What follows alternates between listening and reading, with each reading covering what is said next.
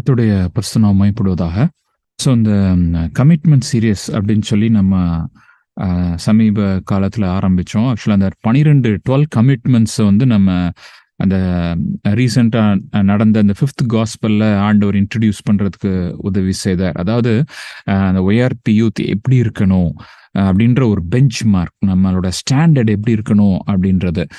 ஒருவேளை இந்த ஸ்டாண்டர்டை வந்து நம்ம ஹையாக செட் பண்ண சொல்கிறார் ஆண்டவர். ஸோ இப்படி நம்ம நல்லா உயரமான ஒரு நோக்கத்தை நம்ம செட் பண்ணுறப்ப சில டைம்ஸ் வந்து நம்ம சோர்ந்து போயிடலாம். ஐயோ இப்படிலாம் என்னால் பண்ண முடியலையே அப்படின்னு சொல்லி. அது தப்பு கிடையாது. ஆனால் அந்த ஸ்டாண்டர்டை நம்ம அதுக்குன்னு லோயர் பண்ணிடக்கூடாது. இந்த ஸ்டாண்டர்டை லோயர் பண்ணிட்டோம்னா என்ன ஆயிரும் அப்படின்னா சுய திருப்தி வந்துடும். நான் நல்லா தான் இருக்கிறேன். கிறிஸ்தவத்தில் நம்ம நிறைய பேரை நான் பார்க்குறேன், நான் நல்லா இருக்கிறேன் அப்படின்பாங்க. இதெல்லாம் எங்களுக்கு ஏற்கனவே தெரியும் அப்படின்பாங்க. ஸோ இப்படி ஒரு தேவனுடைய தாசன் வண்ணமாய் சொல்லுகிறார், when you stop learning you stop growing. நீங்கள் நான் கற்றுக்கணும் அப்படின்ற தாகம் இருந்தால் தான் நீங்கள் வளர முடியும். எனக்கு எல்லாமே தெரிஞ்சிரும், எனக்கு எல்லாமே தெரிஞ்சிருச்சு, எனக்கு எல்லாமே தெரியும் அப்படின்ற ஒரு ஆட்டிடியூட் நம்மளுக்கு வந்துருச்சு அப்படின்னா நம்மளால ஒன்றுமே செய்ய முடியாது. அதனால இந்த 12 கமிட்மெண்ட்ஸை வந்து உங்களுக்கு எல்லாம் தெரியும்னு சொல்லி நான் நினைக்கிறேன். இதில் போன தடவை அந்த முதலாவது கமிட்மெண்ட் ஆண்டவரோடு கூட அந்த உறவு, அன்பின் உறவை குறித்து நம்ம மெடிடேட் பண்ணோம். இன்னைக்கு ஆண்டவர் அந்த உறவில் வந்து அடுத்த டைமென்ஷன், அவனுடைய வசனத்தை நானுடைய பாதத்தில் உட்கார்ந்து ரெகுலராக மெடிடேட் பண்ணுற அந்த ஒரு பழக்கம், ஹேபிட், இது ரொம்ப முக்கியம். இன்னைக்குள்ள ஜெனரேஷனாக இருந்தாலும் சரி தான், இதுக்கு அடுத்த உள்ள ஜென்ரேஷனாக இருந்தாலும் சரி, ரொம்ப ஃபாஸ்ட் கோயிங் ஜென்ரேஷன், ரொம்ப வேகமாக நம்ம போகிறோம். அப்படின்றப்ப நம்மளுக்கு நிறைய வேலை இருக்குது. பைபிள் படிக்கிறதுக்குலாம் ரொம்ப நேரம் நம்மளால ஒதுக்க முடியாது. சம்திங் லைக் தட் நம்ம பார்க்கிறோம். நிறைய பேர் அப்படியே இந்த மொபைலில் வந்து அப்படியே ஸ்க்ரோல் பண்ணி ஒரு அதிகாரத்தை, அப்படியே ஒரு சங்கீதத்தை அப்படியே ஸ்க்ரோல் பண்ணி பஸ்ஸில் போகிறப்ப வர்றப்ப அப்படியே படிச்சுட்டு என்னென்ன பைபிள் மெடிடேஷன் முடிஞ்சிருச்சு அப்படின்னு சொல்லுகிற ஒரு அதில் ஒரு திருப்தி ஆகிற ஒரு தலைமுறை வந்து கொண்டு இருக்கிறது. பைபிள் படிச்சுட்டு ஒரு அதிகாரம் படிச்சுட்டேன், எப்போ படித்தேன், நம்ம போகிறப்ப ஸ்க்ரோல் பண்ணி படித்தேன்.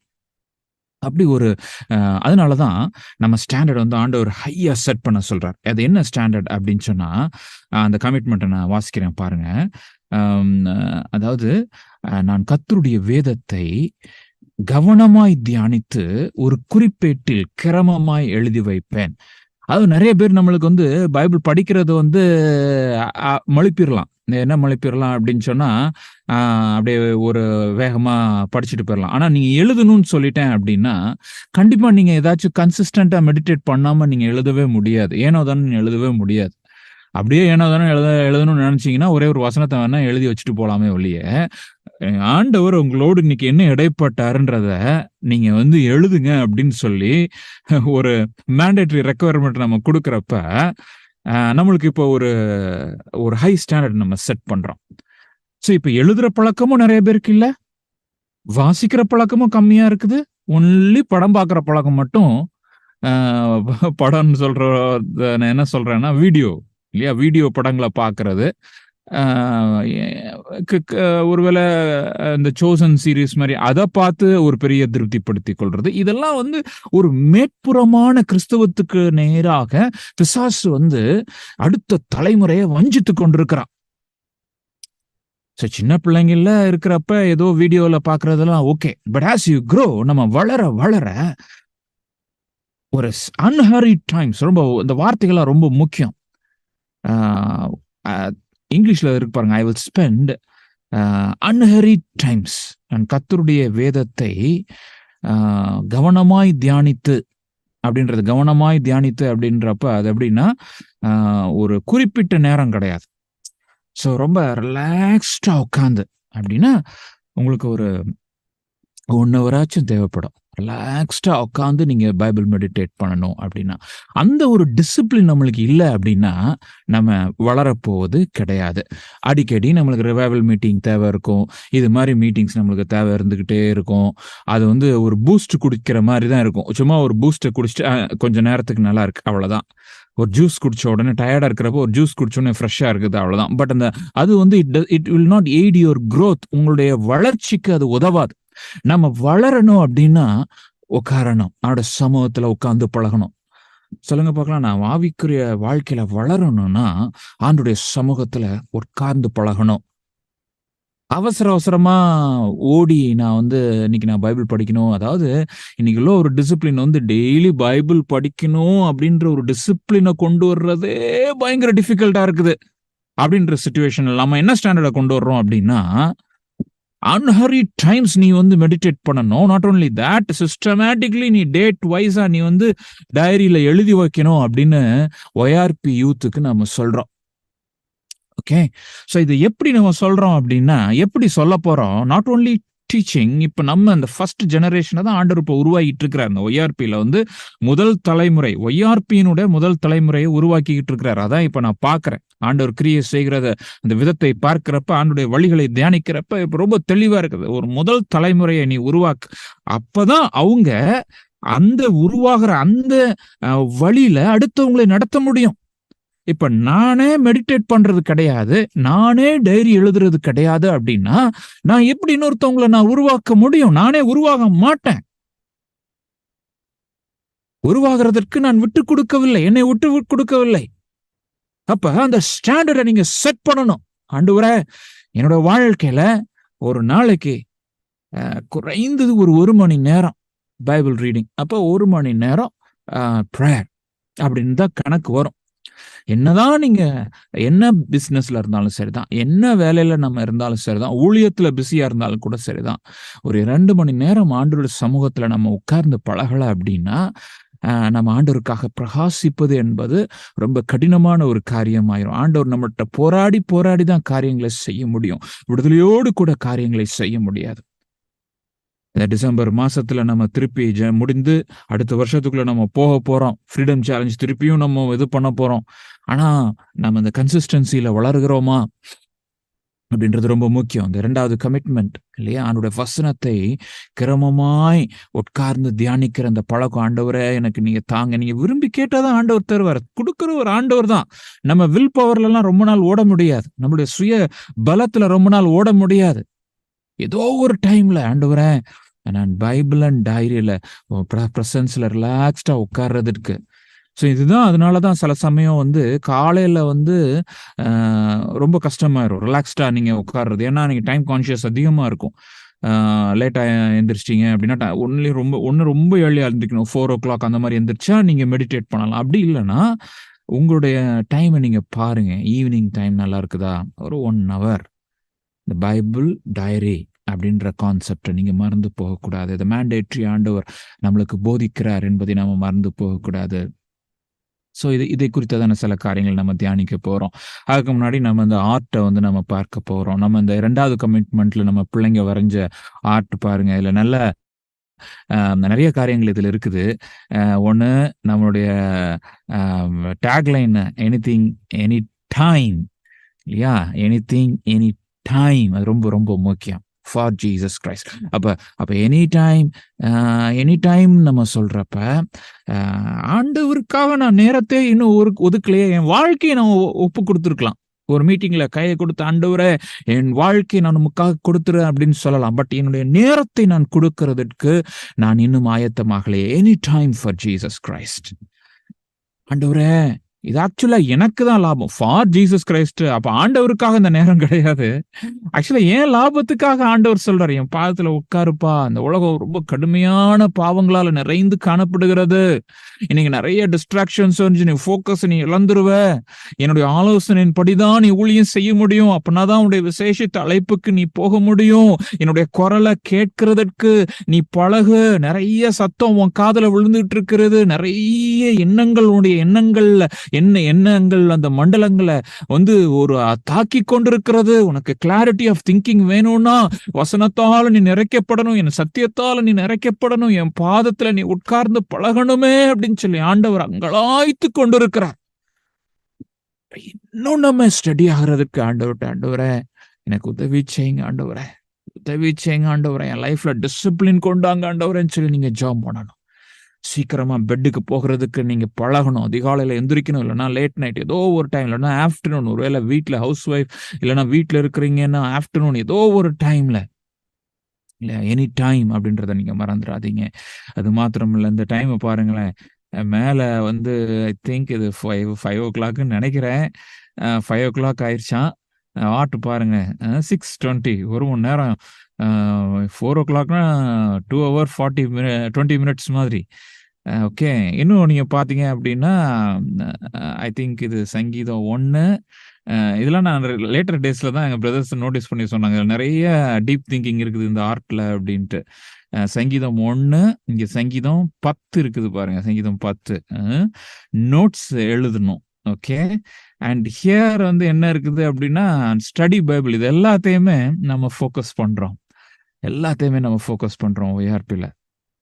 இது எல்லாமே இந்த ஆர்ட்ல வந்து இதெல்லாம் தீம் ஆர்ட். இத வந்து அப்படியே நம்ம வந்து ஸ்டாண்டர்டைஸ் பண்றோம். அடுத்த ஜெனரேஷனுக்கு கம்யூனிகேட் பண்றதுக்கு.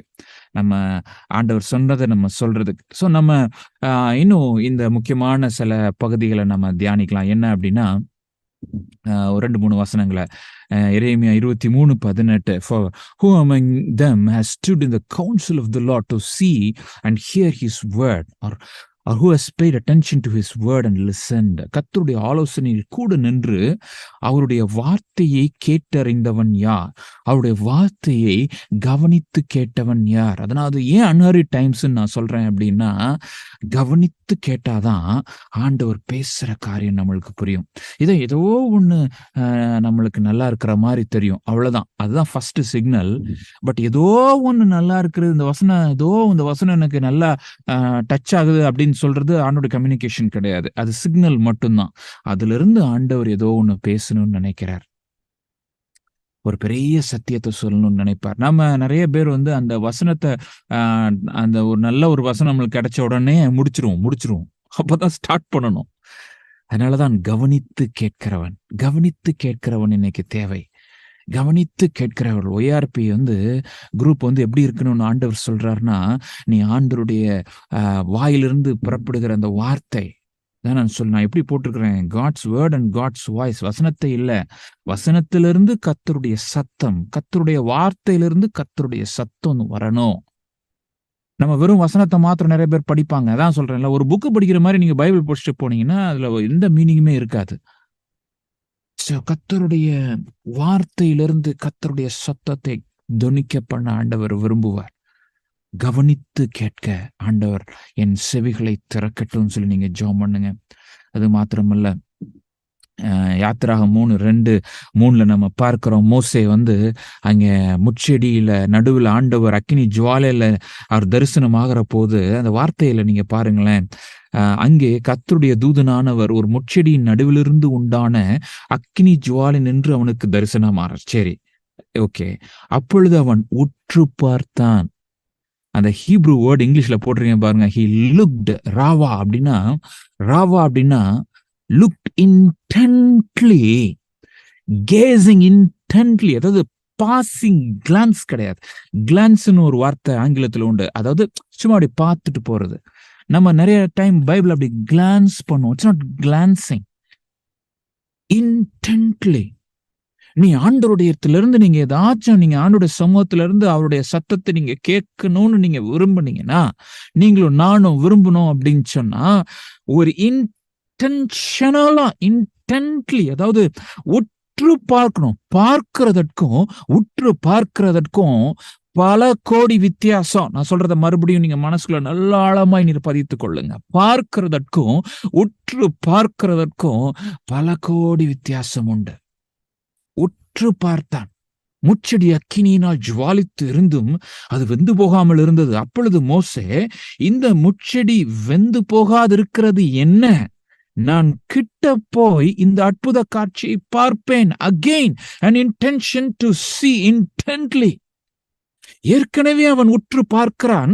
அவன் மறுபடியும் தீர்மானிக்கிறான், நான் இன்னும் ஆழமாக நான் பார்ப்பேன்.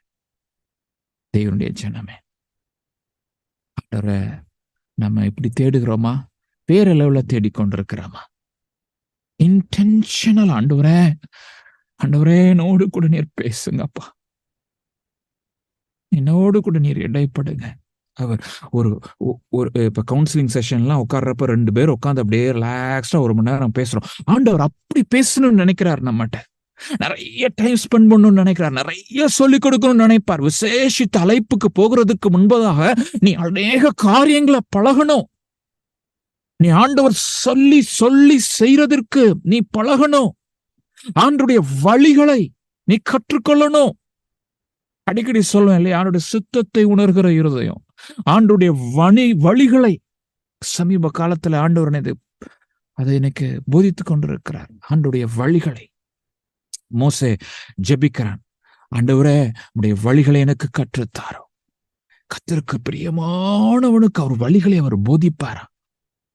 அப்ப வழிகளை கண்டுபிடிக்கிற சித்தத்துல சில சமயம் உணர்ந்தலாம். ஒய்ஆர்பியில் அந்த ஃபர்ஸ்ட் ஸ்டேஜ் நம்ம ஓரளவுக்கு இந்த ஃபர்ஸ்ட் பேட்ச் நம்ம உணர்ந்துட்டோம். அவனுடைய சித்தம் இதுதான். ஓரளவுக்கு ஒரு சென்ஸ் ஆஃப் காட்ஸ் வில் வந்துருச்சு. But sense of God's way and God's time அதெல்லாம் இருக்கணும்னா நீ அவனுடைய சமூகத்துல உட்காரணுமே. ஆண்டவர் வேதத்துல எப்படி காரியங்களை செய்யறார், எப்படி செய்து கொண்டு இருந்தார், அதெல்லாம் நீ தியானிக்கணுமே. பைபிளோட பக்கத்துக்குள்ளாக போகணுமே.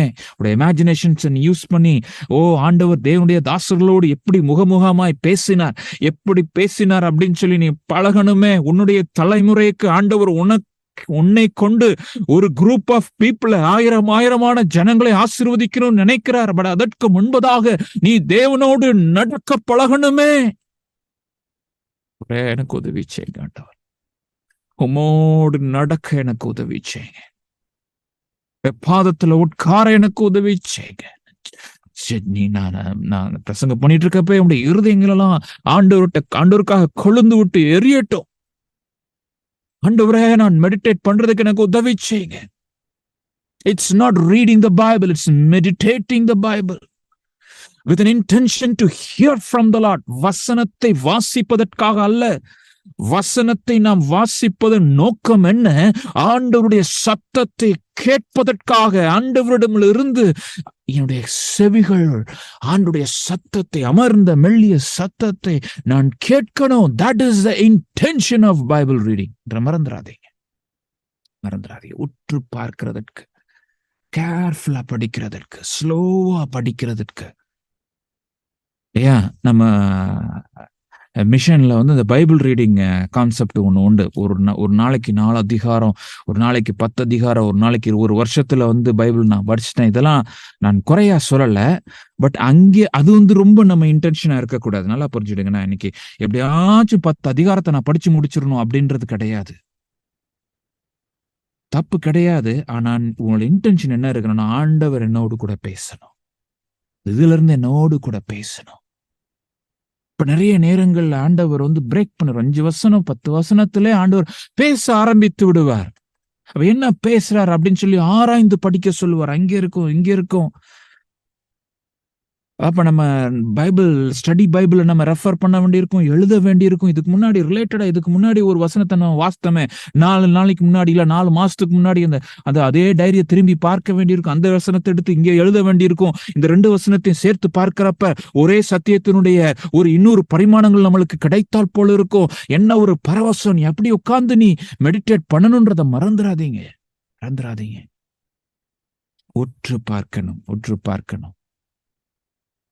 அது மாத்திரமல்ல, மத்தேயு 13:11 நம்ம என்ன பார்க்கிறோம் அப்படின்னா, ஆண்டவர் பரலோக ராஜ்யத்தின் ரகசியம் சொல்றார். இது எல்லாத்தையும் secrets of the kingdom of God அப்படின்னு சொல்றார். சீக்ரெட்ஸ் சொல்றார். சீக்ரெட்ஸ் சில பேருக்கு ஆண்டவர் கொடுப்பாராம். அப்ப ஆண்டவர் உங்களுக்கு வெளிப்படுத்தாம, ஆண்டவர் பேசணும்னு நினைக்கிறார், உண்மைதான். ஆனா ஆண்டவர் சத்தியங்களை வெளிப்படுத்தாம நீங்களா கற்றுக்கொள்ள முடியாது. அதுக்கு தான் அந்த தாகத்தை அவர் எதிர்பார்க்கிறார். எல்லாருக்கும் கிடையாது. நோட்ஸ் எடுக்காதவங்களுக்கு வாய்ப்பே கிடையாது. ஆண்டவர் நிறைய காரியங்களை சொல்லியே கொடுக்க மாட்டார். நான் சொன்னேன்னு எழுதி வச்சுக்கிடுங்க. நீங்க நோட்ஸ் எடுக்கல, நம்ம டைரி எழுத பழக்கமே எனக்கு இல்லை அப்படின்னா ஏன் நிறைய காரியங்களை உங்களுக்கு ஆண்டவர் சொல்லி கொடுக்கணும்? நீங்க தான் தூக்கி போட போறீங்களே குப்பையில. மனசுல இருந்து அப்படியே பறந்து ஓடிருமே. ஏன் உங்களுக்கு ரகசியங்களை சொல்லித் தரணும்? ஆழமான சத்தியங்களை ஏன் ஆண்டவர் உங்களுக்கு சொல்லித் தரணும்? You have not developed the habit of writing. எழுதுற பழக்கத்தை நீங்க உருவாக்கவில்லையே. சிலருக்கு தான் அந்த secrets of the kingdom of God, சிலருக்கு தான் பரலோக ராஜ்யத்தின் ரகசியங்களை அறியும்படி உங்களுக்கு அருளப்படவில்லை. ஒரு குரூப் ஆண்டவர் மறைக்கிறார். இன்சின்சியர் பீப்புளுக்கு மறைக்கிறார். அப்ப ஆண்டவரே, நான் உம்மை தேடணுமே ஆண்டவரே, நீங்க சொல்லுங்க. ஜெபம் பண்ணு. ஆண்டவர் நடத்துவார். மறந்துடாதீங்க, ஆண்டவர் நடத்துவார். சங்கீதம் 119 நான் இங்க ஃபோக்கஸ் பண்ணணும்னு நினைக்கிறேன். ஏன் அப்படின்னா, ஆ கர்த்தருடைய வார்த்தையை கர்த்தருடைய வார்த்தையினுடைய மகத்துவங்களை அப்படியே பிரகாசிக்கிற ஒரு சங்கீதம்னா அதான். அப்படியே ஒவ்வொரு வசனங்களும் மொத்தம் 176 வசனங்கள். எல்லா வசனங்களையும் கர்த்தருடைய வார்த்தை குறித்ததான மகத்துவங்கள் காணப்படும். தி லாங்கஸ்ட் சாப்டர் பைபிள்ல வந்து வசனத்தின் அடிப்படையில ஒரு பெரிய சாப்டர் அதிகாரம்னா 119 தான். ஏன் அது? அவனுடைய வசனத்துக்குடைய முக்கியத்துவம் நம்ம வாழ்க்கையில. வசனத்துக்கு எவ்வளவு நம்ம முக்கியத்துவம் கொடுக்கிறோம். கர்த்தருடைய வசனத்துக்கு எப்படி this is composed as a song with each verse telling about the இது வந்து ஒரு கவிதையாக எழுதப்பட்டிருக்கிறது. பாடல் கவிதையாக 22 ஸ்டான்ஸா இருக்குது. நல்லா புரிஞ்சுடுங்க. 22 ஸ்டான்ஸால 8 வரி இருக்குது. 8 வரியிலையும் ஏன் 22 ஸ்டான்ஸான்னு நினைக்கிறீங்க?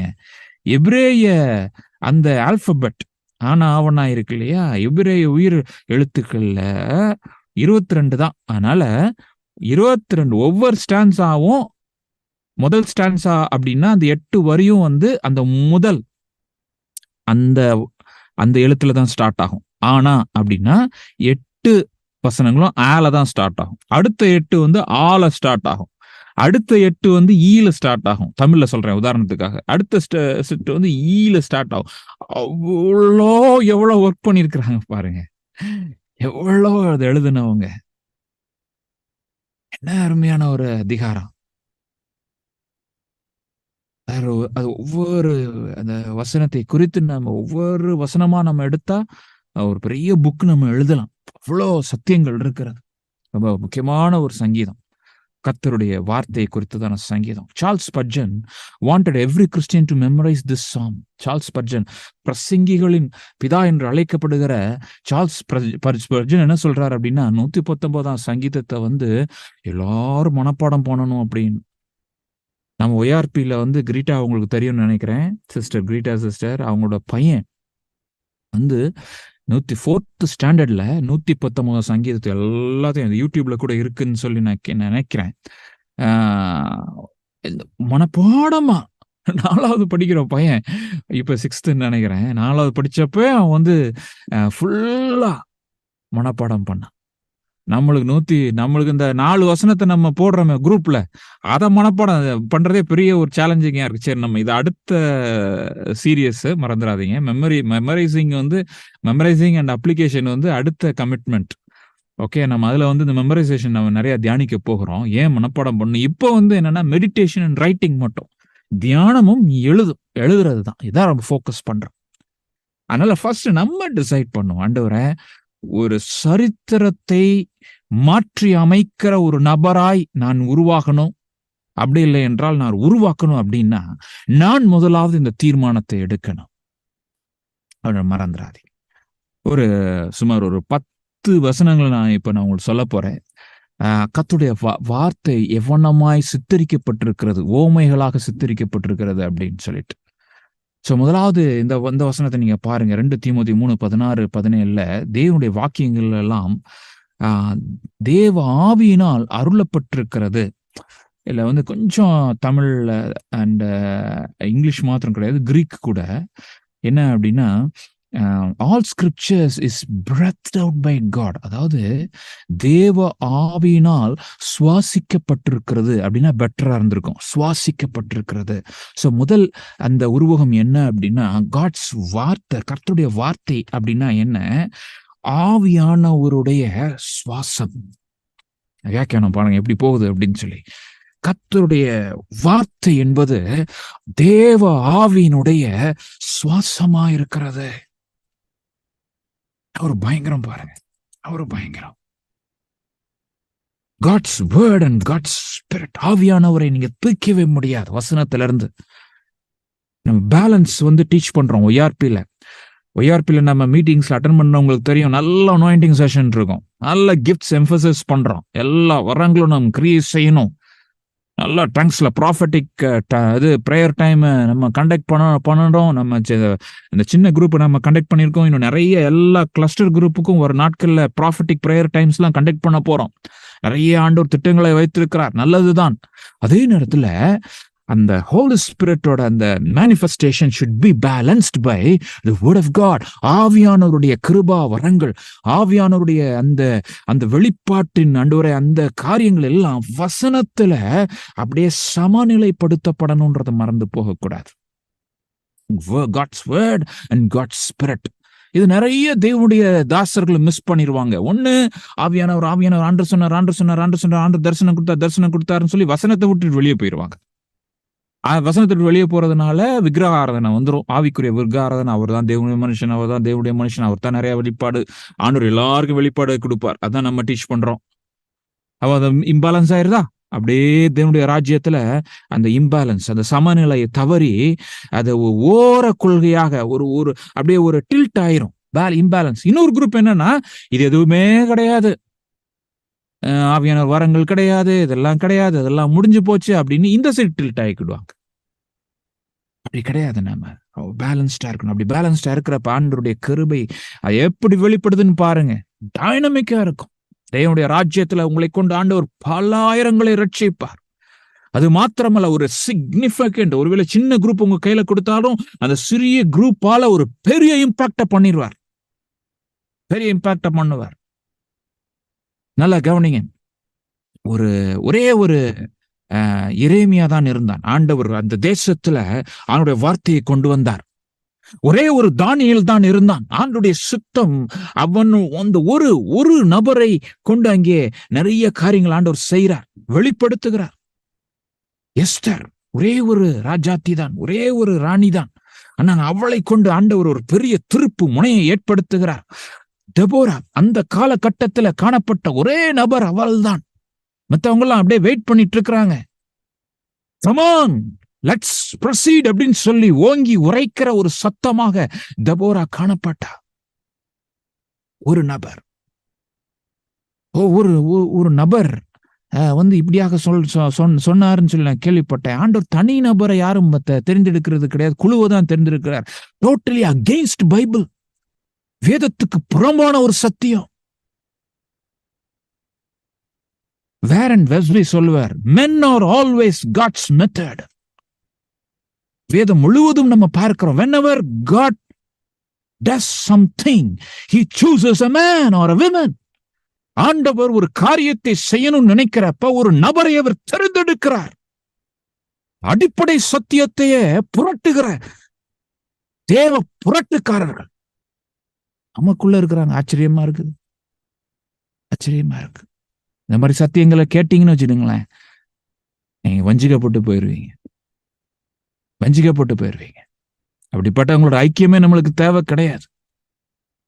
விசேஷித்த அழைப்பு, ஒவ்வொருவரையும் ஆண்டவர் ஒரு விசேஷித்த அழைப்பை கொண்டு அவர் அழைக்கிறார் என்பதை மறந்து போக வேண்டாம். அவனுடைய வார்த்தைகள் எல்லாம் தேவ ஆவியினால் அருளப்பட்டிருக்கிறது. வார்த்தையை நீங்க படிக்கிறப்ப எப்படி படிக்கணும்? ஆவியானவருடைய பலத்தை கொண்டு நீங்க படிக்கணும், மாம்ச அறிவை கொண்டு அல்ல. அதனாலதான் நீங்க அந்த பைபிள் டைரி அப்படி திறந்து வச்சுட்டு, லார்ட் ஸ்பீக் டு மீ, ஆண்டவரே என்னோடு கூட பேசும், வேதத்துல அதிசயங்களை நான் பார்க்கும்படி என் கண்களை திறந்துடலாம், ஆண்டவருடைய சத்தத்தை கேட்கும்படி என் செவிகளை திறந்துடலும் சொல்லி திறந்த இருதயத்தோடு, ஓப்பன் ஹார்ட்டோடு, ஓப்பன் மைண்டோடு ஆண்டவர் சமூகத்துல, திறந்த இருதயத்தோடும் திறந்த மனதோடும் ஆண்டவர் சமூகத்துல தாழ்மையோடு நீங்க ஜெபித்து உங்களுடைய தியானத்தை நீங்க ஆரம்பிக்கணும். ஆவியானவர் அவர் அப்படியே உள்ளக்க அவருடைய சுவாசத்தினுடைய அந்த விளைவான இந்த வசனங்கள், எழுதியிருக்கப்பட்ட அந்த வசனங்கள்ல இருந்து திருப்பி உயிர் உண்டாகும். அதுதான் அடுத்து நம்ம பார்க்க போறோம். அடுத்து ஒரு முக்கியமான ஒரு வசனம் என்ன? எபிரேயர் 4:12. இது எல்லாமே மனப்பாடம் பண்ணலாம், முக்கியமான வசனங்கள். தேவனுடைய வார்த்தையானது ஜீவனும், அதான் நான் சொல்றேன், God ஜீவன் உள்ளதையா. சத்த காரியத்தை நம்ம ஏதோ ஒரு நாவலை படிக்கிற மாதிரி படிக்க கூடாது. இட்ஸ் a living and ஆக்டிவா இருக்குது. அது டெட் கிடையாது, பாசிவ் கிடையாது. அமைதியா மெதுவா கிரியை செய்யறது கிடையாது. ஆக்டிவா டைனமிக்கா கிரியை செய்யும்.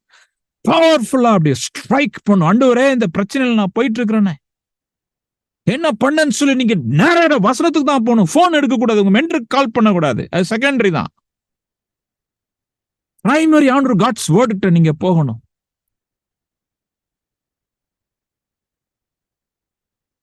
தெரிஞ்சோ தெரியாமலோ ஆண்டவர் கிருபையில இந்த ஒரு பழக்கத்தை ஆண்டவர் எனக்கு கொண்டு. எனக்கு ஒரு டவுட் வந்துச்சு அப்படின்னா, எனக்கு ஒரு கேள்வி வந்துருச்சு அப்படின்னா, நான் நடக்கிற பாதையில ஒரு சந்தேகம் வந்துருச்சு அப்படின்னா, ஆண்டவரே நீர் என்னோடு பேசுங்கன்னு சொல்லி அப்படியே வாசிக்கிறப்ப வசனம் அப்படியே லிவிங் அண்ட் ஆக்டிவா வரும். வல்லமை உள்ளதாயும் ஜீவன் உள்ளதாயும் அப்படியே வரும்.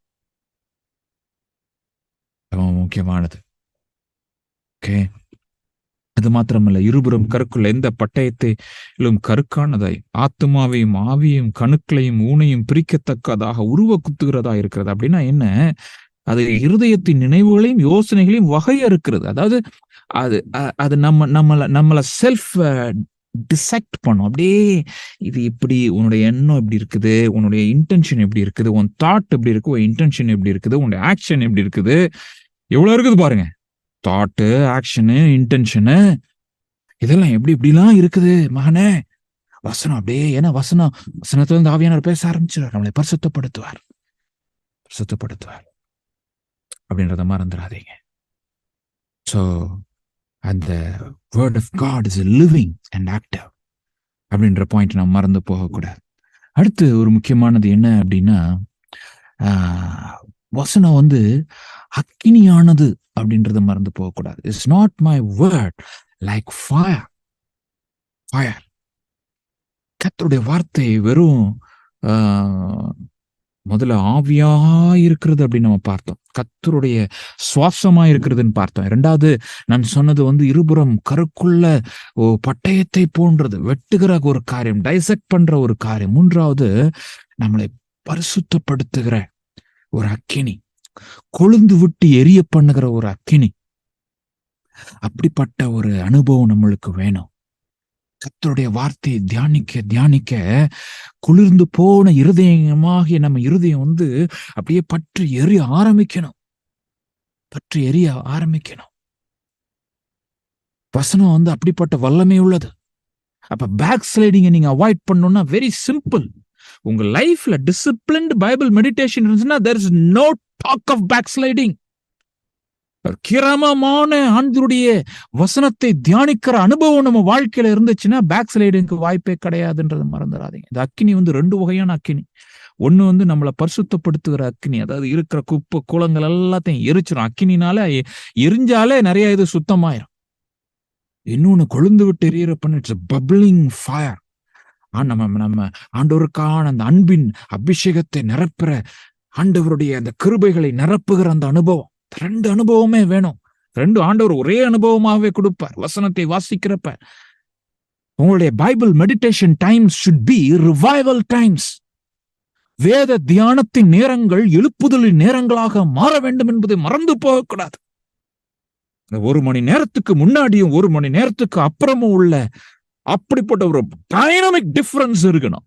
Dynamic difference. நான் பைபிள் வாசிக்கிறதுக்கு முன்பதாக இருந்த 1 மணி நேரம், பைபிள் வாசித்த பிறகு இந்த 1 மணி நேரத்தினால வந்த விளைவுகள் அப்படின்னு சொல்லி டைனமிக் டிஃபரன்ஸ் மறந்துடாதீங்க. அதே வசனத்துல எரேமியா 23:29 நம்ம என்ன பார்க்கிறோம் அப்படின்னா, is not my word like fire declares the Lord and like hammer that breaks the rock in pieces. கண்மலையை நொறுக்கும் சம்மட்டியை போல இருக்கிறதல்லவா. கண்மலை நொறுக்கும் சம்மட்டி. கர்த்தருடைய வார்த்தை சில சமயம் நம் உள்ளத்தை உடைத்து விடும். நம் பெருமையை உடைக்கும், அகங்காரங்களை உடைக்கும், தேவையில்லாத காரியங்களை உடைக்கும், கண்ணீரை கொண்டு வரும். ஐயோ ஆண்டவரே, இந்த ஸ்டாண்டர்டுக்கு நான் இல்லாம போயிட்டேனே. கன்விக்ஷனை கொடுக்கும். கர்த்தருடைய ஆவியானவர் வசனத்தின் மூலமாக நம்மளுக்கு பாவ உணர்வுகளை உணர்த்துவார், நம்ம தவறுகளை உணர்த்துவார். நீ அதை செய்திருக்கணும்னு சொல்லி குத்தி காண்பிப்பார். சதையான இருதயம் நம்மளுக்கு வேணும்ன்றதை மறந்துடாதீங்க. சதையான இருதயம் நம்மளுக்கு வேணும் அப்படின்னா, பரிசுத்த ஆவியானுடைய கிரியை நம்ம இருதயத்துல வேணும் அப்படின்னா, கர்த்தருடைய வார்த்தையை உங்களை உடைக்கிறதுக்கு நீங்க அனுமதிக்கணும். அனுமதிக்கணும். இந்த அனுபவங்கள்லாம் நம்மளுக்கு இருந்தாதான் ஆண்டவர் நம்மளுடைய ஊழியத்தை, பிரசங்க ஊழியமா இருக்கட்டும், ஆலோசனை ஊழியமா இருக்கட்டும், மத்தவங்களுக்கு அது ஆசீர்வாதமாக அது மாற ஆண்டவர் ஏதுவாக அதை பயன்படுத்த ஏதுவாக இருக்கும். நம்மளுக்கு இந்த எக்ஸ்பீரியன்ஸ் இல்ல, எனக்கு பிரேக்கிங் டவுன் எக்ஸ்பீரியன்ஸ் இல்ல அப்படின்னா, என் ஊழியத்தின் மூலமாக எந்த ஒரு பிரேக்கிங் டவுன் எக்ஸ்பீரியன்ஸ் இருக்காது. நான் கர்த்தருடைய வசனத்தை இல்லாத பாவ உணர்வினால நான் அழுது ஜெபித்து ஒப்பு கொடுத்த அனுபவம் எனக்கு இல்லை என்று சொன்னால், என் ஊழியத்துல அப்படிப்பட்ட அனுபவங்களை நான் மத்தவங்க வாழ்க்கையில பார்க்க முடியாது.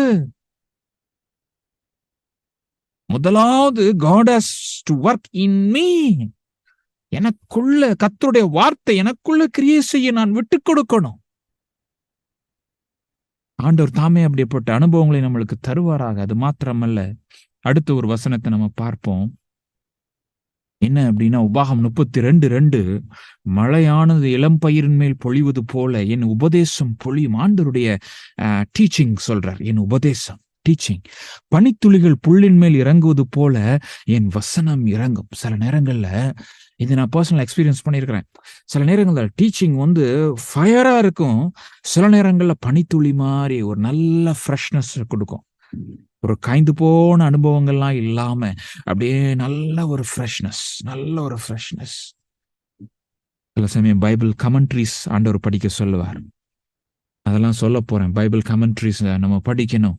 ஸ்டடி பைபிள்ஸ் படிக்கிறப்ப ஆண்டவர் அப்படிப்பட்ட அனுபவங்களை அந்த வசனத்தின் அடிப்படையில் அது ரிலேட்டடா படிக்கிறப்ப ஒரு பெரிய சத்தியம் என்ன, இங்க பாருங்க, உபதேசம் மை ஸ்பீச்ன்றத தமிழ்ல வந்து இங்கிலீஷ்ல ரொம்ப ஃபிளாட்டா இருக்கு, தமிழ்ல ரொம்ப அழகா இருக்குது. ஆண்டவர் சில காரியங்களை டீச் பண்ணுவார், ஓவராலா டீச் பண்ணுவார். பைபிள்ல முழுமையான சத்தியத்தை ஆண்டவர் நம்மளுக்கு போதிப்பார்ன்றதை மறந்து போகக்கூடாது.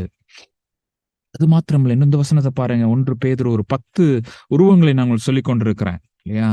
ஃபயர், ஹேமர், ஸ்வார்ட், அதாவது பட்டயம், அக்கினி, சுத்தியல், அதாவது சம்மட்டி, பனித்துளி. இப்ப நம்ம பார்க்கிறோம் மில்க், பால். நீங்கள் வளரும்படி புதிதாய் பிறந்த குழந்தைகளைப் போல திருவசனமாகிய களங்கமில்லாத ஞானப்பாலின் மேல் வாஞ்சையாயிருங்கள். இந்த இடத்துல அந்த வாஞ்சை வருது பாருங்க. நம்ம வேதத்தை வாசிக்கணும் அப்படின்னா நேசிக்கணும். வேதத்தை நேசிக்காம நான் வாசிக்க முடியாது. I should love the Bible. நீங்க ஆண்டோட அதை கேட்டு நீங்க பெற்றுக்கொள்ளுங்க. எப்படியாச்சும் வேதத்தை, ஐயோ நான் நேசிக்கிற ஆண்டவரை நேசிக்கிற அன்பு. நம்ம போன தடவை நம்ம பார்த்தோம் கமிட்மெண்ட் சீரீஸ் 1ல.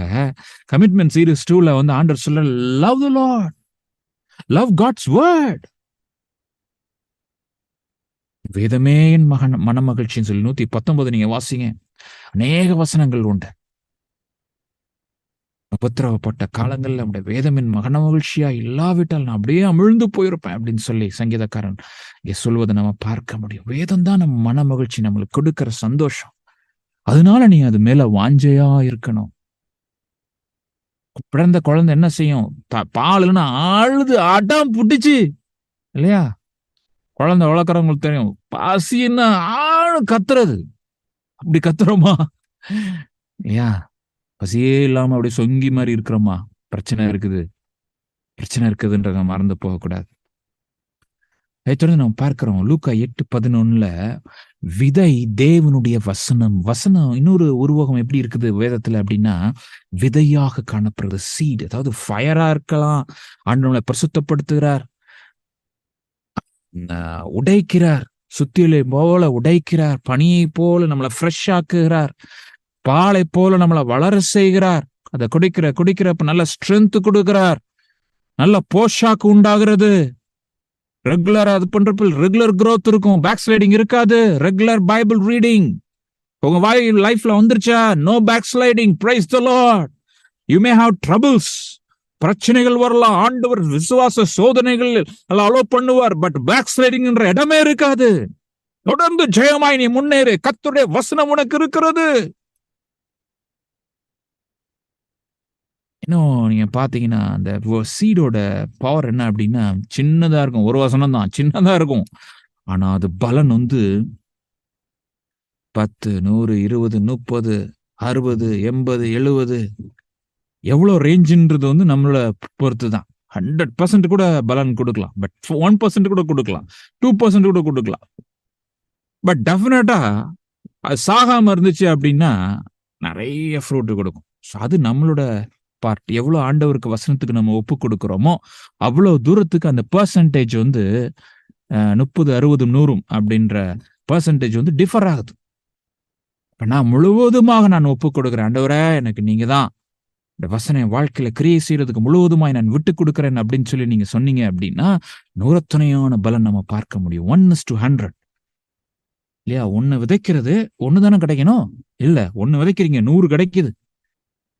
ஒண்ணே 1 ஆண்டவருக்காக செய்யணும்னு நினைக்கிறீங்க. ஆண்டவர் 100 ஆத்துமாக்களை கொடுக்கிறார். ஒரே ஒரு காரியத்துக்காக ஜெபம் பண்றீங்க. 100 காரியங்களை கொடுக்கிறார். ஒண்ணே ஒண்ணுக்காக ஜெபம் பண்றீங்க. 100 இடம். ஹalleluya. ஜெபிப்பதற்கு எண்ணிக்கொள்வதற்கு மிகவும் அதிகமாய் அவர் செய்கிறதற்கு வல்லமையுள்ள தேவனாய் இருக்கிறார் என்பதை மறந்து போக வேண்டாம். விதை நல்ல இடத்துல நம்ம அதை வளர்க்கிறப்ப, பாதுகாக்கிறப்ப, இதை பக்குவப்படுத்துறப்ப, ஆனா கிராஜுவலா அது வளரும்ன்றதை நம்ம மறந்து போகக்கூடாது. அது மாத்திரமல்ல, வசனத்தை வாஞ்சிக்கணும்னு நான் சொன்னேன். இங்க எப்படி பாருங்களேன், இனிமை உம்முடைய வார்த்தைகள் என் நாவுக்கு எவ்வளவு இனிமையானவைகள், என் வாய்க்கு அவைகள் தேனிலும் மதுரமாயிருக்கிறது. டேஸ்ட் டேஸ்ட் பண்ணி பழகணும். வசனத்தை நம்ம டேஸ்ட் பண்ணி பழகணும். அப்படிதான் அந்த நேசம் வரும், வாஞ்சை வரும்.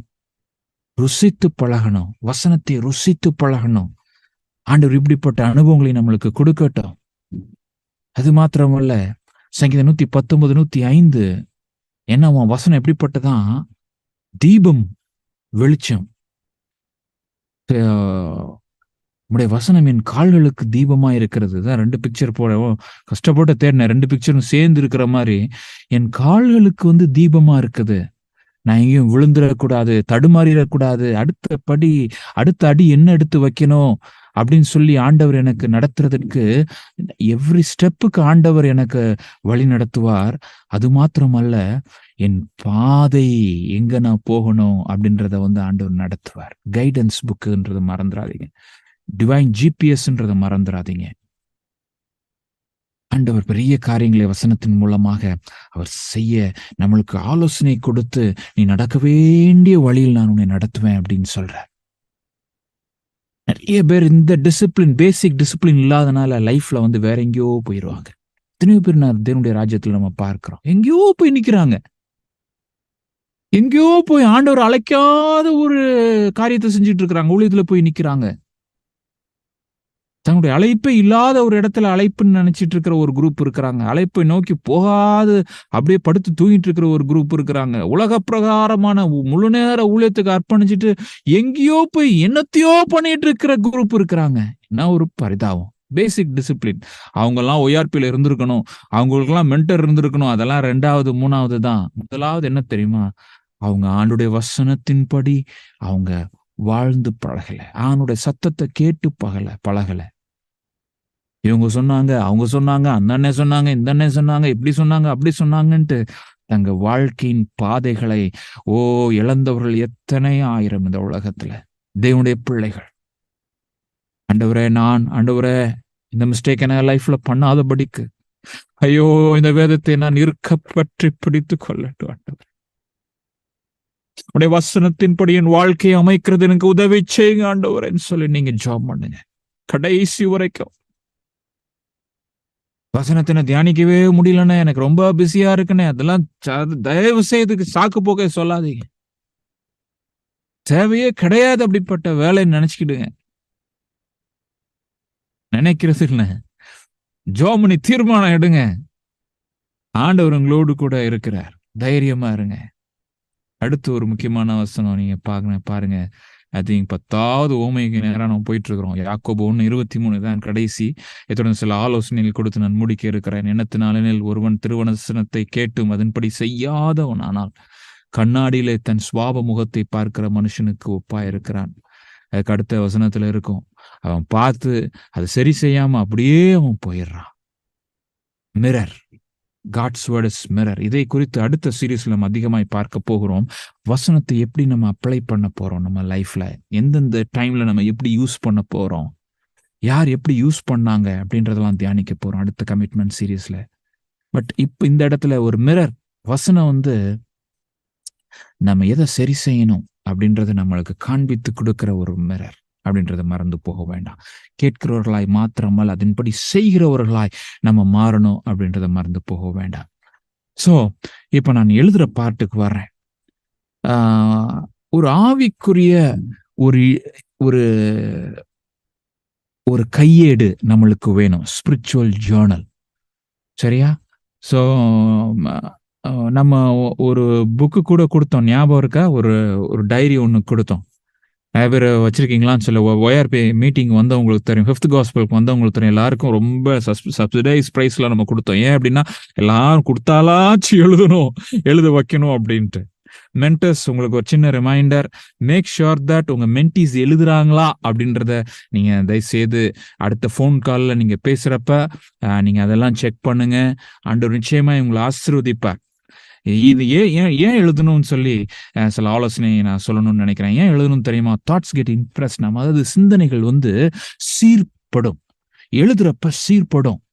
சில சமயம் இன்னும் ஆழமாகும், தெளிவாகும். ஸோ ஒரு வசனத்தை நம்ம எழுதுவோம், ஆண்டவர் என்னோர் கூட இதை பேசினார் அப்படின்னு சொல்லி எழுதுவோம். எழுதுறப்ப அந்த வார்த்தையை வந்து இன்னும் ஆழமாக நம்ம பார்க்க முடியும். நான் சில சமயம் போதிக்கிறப்ப நீங்க பார்த்திருப்பீங்க, சில வார்த்தைகளை சடன்னா பிடிச்சு நான் போதிப்பேன். அந்த ஸ்ட்ரெஸ் எப்படி வரும் அப்படின்னா, வாசிக்கிறதுனால மாத்திரம் அல்ல, சில சமயம் எழுதுறதுறப்ப அந்த வார்த்தையை ஆண்டவர் அப்படியே ஹைலைட் பண்ணுவார். I want you to focus on this word அப்படின்பார். இந்த வசனத்துல இந்த வார்த்தையை நீ கொஞ்சம் கவனி மகனே அப்படின்பார். இல்ல மோசையை நீங்க பாருங்களேன், இந்த உற்று பார்த்து, இவ்வளவு தூரம் நீங்களும் வாசித்திருப்பீங்க. ஆனா அந்த உற்று பார்த்து அப்படின்ற அந்த ஒரு வார்த்தையில நான் 5 நிமிஷம் பேசியிருக்கிறேன் இன்னைக்கு. உற்று பார்த்து. ஏன் அப்படின்னா நிறைய வாசிக்கிறப்பையும் சரி, எழுதுறப்பையும் அப்ப அந்த உற்று பார்த்து, அப்ப இன்டென்ஷனலி, அப்ப இதோடு சேர்ந்து ஒத்த வசனங்கள் எங்க இருக்குது? அவன் எரேமியா 23 ஒரு தடவை வாஸ்தமே. கர்த்தருடைய ஆலோசனையில் கூட நின்று கேட்கிறவன் யார்? கவனித்து கேட்கிறவன் யார்? கவனித்து கேட்கிற, அதே மாதிரி உற்று பார்த்தான், கவனித்து கேட்கிறான். புரியுதா? உடனே அதை எடுத்து பக்கத்துல அப்படியே எழுதுறது. Thoughts get impressed. நீங்க எழுதுறப்ப இதை நீங்க வாசிட்டு போனீங்கன்னா அப்படியே மறந்துடும் உங்களுக்கு. என்ன வந்து அடுத்து நான் பஸ் பிடிக்கணும், போகணும், வெளியே போகணும், நான் அடுத்து வெளியே போகணும், இது போகணும், கடைக்கு போகணும், அப்படி இருந்துச்சுன்னா நீங்க ஆண்டு சொன்ன வளர்றது நீங்க கேட்கவே முடியாது. உங்க திருப்திக்காக என்னத்தையோ படிச்சுட்டு நம்ம போயிருவோம், அவ்வளவுதான். You tend to remember what you written. அது மாதிரி நீங்க எழுதிட்டீங்கன்னா அது அப்படியே மனசுல நிற்கும். இன்னும் நான் பார்த்தது என்ன அப்படின்னா, நம்ம இது எழுதியிருப்போம், அடுத்த ஆண்டவர் இது ரிலேட்டடா பேசுறது வந்து மேபி ஒரு வாரத்துக்கு அப்புறம் இருக்கலாம், இல்ல ஒரு மாசத்துக்கு அப்புறம் இருக்கலாம், இல்லைன்னா ஒரு 6 மாசத்துக்கு இருக்கலாம், சில வருஷங்களுக்கு அப்புறம் கூட இருக்கலாம். அப்படியே சொல்லுவார், நீ அன்னைக்கு சொன்ன பாத்தியா, அதுதான் இது அப்படின்னு சொல்லி இன்னொருத்தங்க ஏதோ மீட்டிங்ல யாரோ ஒருத்தங்க ஷேர் பண்ணிட்டு இருக்கிறப்ப அதை அப்படியே ரிலேட் பண்ணுவார். இப்ப நான் தொடர்ந்து திருப்பி அந்த பேக்குக்கு வந்து திருப்பி அதை ரெயின்ஃபோர்ஸ் பண்ணணும், அந்த தாட்டை பில்டப் பண்ணணும், அந்த சிந்தனைகளை நான் வந்து கெட்ட ஆரம்பிக்கணும். இப்படிதான் நம்ம வார்த்தைகளையும் வசனங்களையும் சத்தியத்தையும் நம்ம அறிந்து கொள்ள முடியும். தேவனுடைய ஜனமே, மறந்து போக வேண்டாம். Your entire being is very active when you write. அதாவது எழுதுறப்ப வந்து நம்ம வாசித்தது நல்லதுதான், அதேதான் எழுத போறோம். ஓகே, அதேதான் எழுத போறோம். பட் நீங்க எழுதுறப்ப உங்களுடைய பிரெயின், என்டையர் பிரெயின் ஆக்டிவேட் ஆகும், இன்வால்வ்மெண்ட் அதிகமாகும். சயின்டிபிக்கலா என்ன சொல்றாங்கன்னா, லெஃப்ட் அண்ட் ரைட் பிரெயின், 2 பிரெயினுமே ஆக்டிவேட் ஆயிருமா எழுதுறப்ப. அதே மாதிரி நீங்க நீ ஃபியூச்சர்ல மெசேஜ் எல்லாம் கொடுக்குறப்ப இந்த மாதிரி தாட்ஸ் எழுதி வச்சிருப்பீங்க இல்லையா, அப்ப அதை எடுத்து பகிர்ந்து கொடுக்கறதுக்கு ஈஸியா இருக்கும். செய்தி ப்ரிப்பரேஷன் உங்களுக்கு ரொம்ப டிஃபிகல்ட்டாவே இருக்காது. என்ன ஒண்ணே எதை ஆண்டவர் சொல்றாரு, எது வேண்டாம், அதை தான் மட்டும் நீங்க நிதானிக்கிறீமே ஒழிய புதுசா ஒரு பெரிய ப்ரிப்பரேஷன் தேவை இருக்காது. It can become your life book, your history or your story if you want to create a legacy. அதாவது ஆண்டவர் நம்மோடு கூட என்ன பேசுறார், மனிதனோடு நடக்கிறது. சர்வலோகத்தையும் படைத்த தேவன் ஒரு மனிதனையும் மனுஷனை தெரிந்து கொண்ட ரகசியங்களை பேசுறப்ப தட்ஸ் a ஹிஸ்டரின்றத மறந்துடாதீங்க. அது ஒரு பெரிய ஹிஸ்டரி. அது உங்க பிள்ளைங்க, அடுத்த தலைமுறை அதை வாசிக்கணும். நீங்க பெரிய சொத்து சம்பாதிக்கணும்னு நினைக்காதீங்க. பெரிய நான் வந்து ஒரு எப்படியாச்சும் என் பையனுக்கு ஒரு வீடை கொடுத்துடணும்னு நினைக்காதீங்க. இல்ல, எப்படியாச்சும் என் பையனுக்கு ஒரு 5 டைரியை கொடுக்கணும். என் பொண்ணுக்கு ஒரு 5 டைரியை கொடுக்கணும். ஆண்டவர் என்னோடு பேசின காரியங்கள்மா இதுதான்மா, வைங்க. லெகசின்னு என்ன தெரியுமா? Living beyond your life times. உங்க வாழ்நாளைக்கு அப்புறம் வாழுகிறது தான். எப்படி வாழ முடியும்? எழுதுனா தானே சார் வாழ முடியும். அதாவது பெருமைக்காக இல்ல, ஆண்டவர்களோடு பேசி இருக்கிறார். இது எத்தனை பேருக்கு ஆசீர்வாதமா இருக்கும் உங்களுக்கு தெரியாது. இன்னைக்கு right small, tomorrow it become a big history. Big history. நாளை ஒரு பெரிய இதிகாசமாக மாறிவிடும். Mark my words. வார்த்தைகளை நீங்க விசுவாசிகளே இல்லையோ, இந்த ரெக்கார்டட் மெசேஜ் வந்து ஒரு டெஸ்டிமனியா இருக்கட்டும். It will be a history in your life. உங்களுக்கே தெரியாது, நித்தியத்துல நம்ம பார்க்கிறப்ப ஆண்டவர் உங்களோடு கூட அன்னைக்கு பேசினாருன்னு, and it became history one day நீங்க சொல்ல போறீங்க. இட் இஸ் ஹெல்தி ப்ராக்டிஸ் கடைசியில், especially for your brain. Depression, அது லொட்லோஸ்க்கு, ஆங்ஸைட்டி, இதுக்கு எல்லாத்துக்கும் செக்குலர் சைக்காலஜி என்ன சொல்றாங்கன்னா, எழுதுக்கு சொல்றாங்க, ஜேர்னல் மெயின்டைன் பண்ணுன்றாங்க. என்ன சார் செக்குலர்லாம் சொல்றாங்க, ஆண்டவர் பிள்ளைங்க நம்ம எழுதக்கூடாதா? நிச்சயமாக நீங்க எழுதணும். we have to write. okay, so select a beautiful note. அதாச்சும் ஒரு டைரி, ஒரு நோட் எழுதுங்க. பழைய காலத்து ஒரு டைரி நோட் எழுக்காதீங்க. நோ, லெகசி நீ கிரியேட் பண்ண போறீங்க. உங்க பிள்ளைங்களுக்கு சொத்து சம்பாதிக்கிறீங்க இல்லையா? ஆண்டவர் பிற்காலத்துல உங்களை நிறைய வளமையா பயன்படுத்துறப்ப ஆரம்ப கால பாடுகள்லாம் மறந்து போகக்கூடாது இல்லையா? அதனால அது ஒரு ஹிஸ்டரியா நீங்க எழுதுறீங்க. அழகான ஒரு நோட்டை, கொஞ்சம் காஸ்ட்லியா கூட வாங்குவாங்க, தப்பே கிடையாது. ஒரு பேசிக்காக நாங்கள் நம்ம இந்த லைட் வாக்கு நம்ம கொடுத்தோம், ஞாபகம் இருக்குதா இல்லையா? தயவுசெய்து இது வரைக்கும் எழுதாதவங்க எழுதுங்க. தூசி தட்டி எடுத்து தேடுங்க, எங்க இருக்குது அந்த ஃபைலுக்குள்ளே தான் கிடக்குதுன்றாங்க நிறைய பேர். இன்னும் அந்த ஃபைலுக்குள்ளே தான் இன்னும் எடுக்கலனே அப்படின்னு. எழுதுங்க, சரியா? எழுதுங்க. டேட் த ஜேர்னல். நீங்க எழுதுறப்ப டேட் போடுங்க. ஓகே, டேட் போடுங்க. குடும்பனால் பிளேஸ். எங்களை மாதிரி ஆட்கள் வந்து வி சேஞ்ச் பிளேசஸ், நிறைய பிளேசஸ் மாறிக்கிட்டே இருப்போம். பட் சம்டைம்ஸ் நம்மளும் ஒரு வேளை டிராவலில் இருக்கலாம், இன்னொரு இடம் இருக்கலாம். ஆண்டவர் சில சமயம் மொமெண்ட்ஸில் வந்து ரொம்ப சூப்பராக பேசுவார், சில மொமெண்ட்ஸில் ரொம்ப கிளாசிக்காக பேசுவார். எனக்கு சில மொமெண்ட்ஸ் இன்னும் ரொம்ப ஃப்ரெஷ்ஷாக இருக்குது. ஆண்டவர் ரொம்ப பேசின ஒரு ஆந்திராவில் நல்ல ஞாபகம் இருக்கு எனக்கு. ஆண்டவர் காலையில் ஒரு மீட்டிங்காக நான் போயிருந்தேன். சின்ன மீட்டிங் தான், யூத் மீட்டிங்.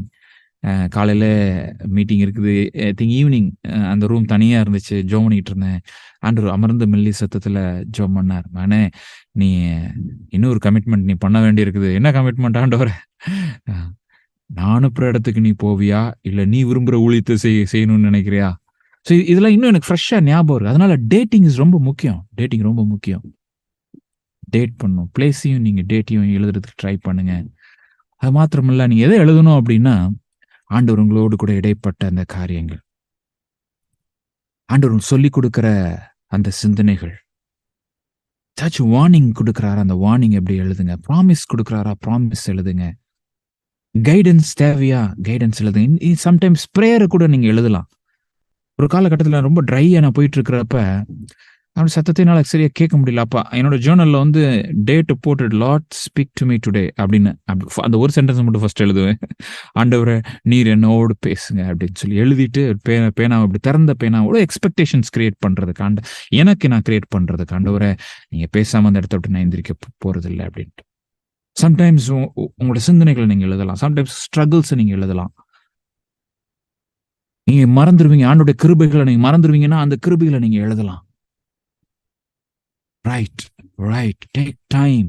நேரம் எடுத்து நீங்க எழுதுங்க. ஆண்டவர் உங்களை ஆசீர்வதிப்பார், அந்த கிருபையில கொடுக்கணும்.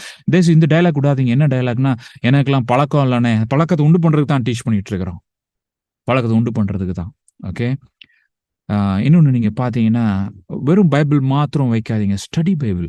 ஸோ நான் வந்து ரெக்கமெண்ட் பண்ணுறது, ஃபர்ஸ்ட் லெவலில் நீங்கள் வாங்க வேண்டியது ORP எல்லாம் வாங்க வேண்டியது ESV ஸ்டடி பைபிள். கொஞ்சம் காஸ்ட்லி தான், 2500 ரூபா. 2000க்கு கொஞ்சம் சின்ன சைஸ் கிடைக்குதுன்னாங்க. தமிழில் கிடையாது.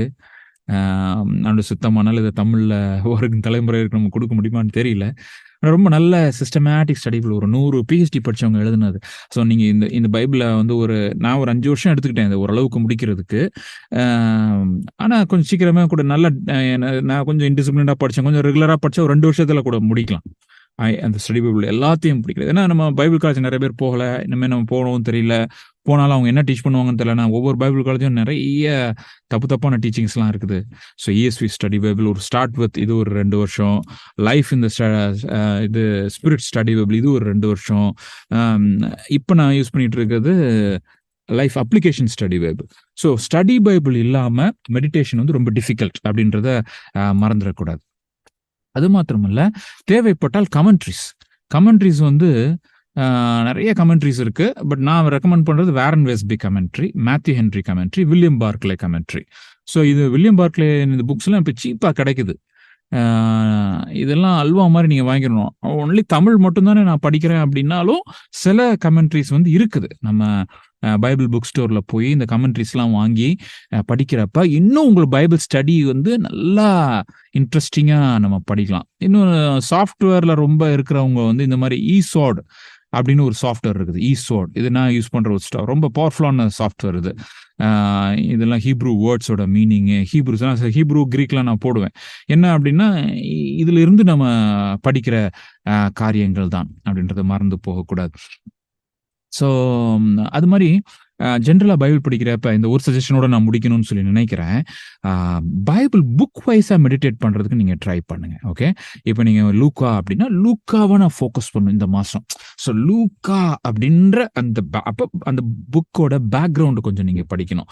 பேக்ரவுண்டு படிச்சு நம்ம இது பண்றப்ப ஸ்டடி பைபிள் அதெல்லாம் இருக்கும் பாருங்க. அதான் சொல்றேன், புக்கோட முன்னணி, அது பின்னணி. ஸோ பின்னணி என்னெல்லாம் இருக்குது அதெல்லாம் ரொம்ப இருக்கும். அப்போ அந்த புக்கோட டேஸ்ட் இன்க்ரீஸ் ஆகும். அந்த புக்கோட மெசேஜும் நம்மளுக்கு நல்லா புரியும். புக் வைஸ் மெடிடேஷன் ரொம்ப பவர்ஃபுல்லான மெடிடேஷன்றதை மறந்துடாதீங்க. டேவிட் பாசன்லாம் என்ன சொல்றாரு அப்படின்னா, ஒவ்வொரு புக்குக்கும் ஒரு இன்ட்ரடக்ஷன் வீடியோ கொடுக்குறாரு. ஆனால் இங்கிலீஷில் தான் இருக்குது. ஒவ்வொரு புக்கும் இப்போ ஜாஷ்வா அப்படின்னா ஜாஷ்வாவை குறித்து ஒரு சூப்பர்பான 1 hour அவர் இன்ட்ரடக்ஷன் கொடுப்பார். ஸோ இந்த புக் வைஸ் மெடிடேஷன் வந்து ரொம்ப ரொம்ப முக்கியம். ஸோ இந்த மாதிரி நம்ம பண்றப்ப ஆண்டவர் என்ன ஆசீர்வாதங்களை வைத்திருக்கிறார் தெரியுமா? இந்த ஆசீர்வாதத்தோடு கூட சொல்லி நான் ஜெபம் பண்ணி முடிக்கணும்னு சொல்லி நினைக்கிறேன். துன்மார்க்குடைய ஆலோசனையில் நடவாமலும், பாவியுடைய வழியில் நில்லாமலும், பரியாசக்கார் உட்காரும் இடத்தில் உட்காராமலும், கர்த்தருடைய வேதத்தில் பிரியமாயிருந்து, நான் சொன்னேன் இல்லையா, லவ்விங் காட்ஸ் வேர்ட், வாஞ்சையாயிருந்து நேசித்து, பசியா இருக்கிற அந்த குழந்தை தாகமாய் அழுகிறது போல அழுது இரவும் பகலும், அன்ஹரி டைம்ஸ், அதான் இரவும் பகலும். பாத்தீங்களா, 1/2 மணி நேரத்துல பண்ண முடியுமா? 10 நிமிஷத்துல வாசிக்க முடியும்? வசனம் என்ன சொல்ல போற? இரவும் பகலும் அவருடைய வேதத்தில் தியானமா இருக்கிற, வாசிக்கிறவன் இருக்குதா? தியானமா இருக்கிற மனுஷன் பாக்கியவான். ஏன்னா அந்த பைபிள் அவ்வளவு லேசில் நம்ம வாசிக்க முடியாது, தியானித்தாதான் புரியும். என்ன ஆசீர்வாதம் பாருங்க இந்த 3ஆம் வசனத்துல, அவன் நீர்க்கால்களின் ஓரமாய் நடப்பட்டு, ஃபர்ஸ்ட் ஆஃப் ஆல் அவனோட பொசிஷனிங் வந்து சூப்பரா இருக்கும்.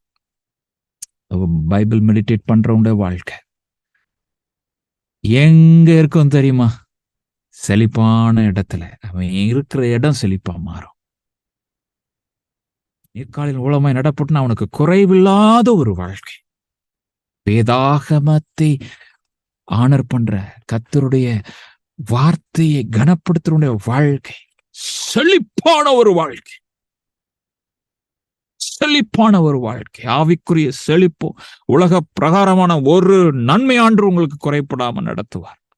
தன் காலத்தில் தன் கனியை தந்து, என்ன ஒரு அருமையான ஆசீர்வாதம் பாருங்க. 2வது ஆசீர்வாதம், உன்னுடைய காலத்தில் உன் கனியை தருவாய்.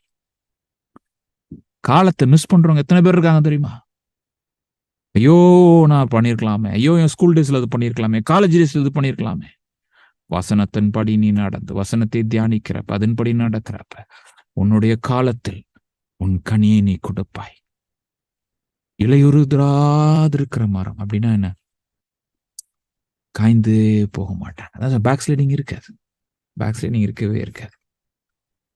பைபிள் மெடிடேஷன் லைஃப் நம்ம லைஃப்ல வந்துருச்சா? Back sliding, no back sliding. என் லைஃப்ல வந்து அப்ஸ் அண்ட் டவுன்ஸ் இருக்குனே, அப்ஸ் அண்ட் டவுன்ஸ் இருக்குனே அப்படின்னா Bible meditation ups and downs இருக்குன்னு அர்த்தம். கன்சிஸ்டன்ட் பைபிள் மெடிடேஷன் டைம்ஸ் இல்லைன்னு அர்த்தம். கடைசியான இன்னொரு பிளஸிங், அவன் செய்வதெல்லாம் வாய்க்கும்.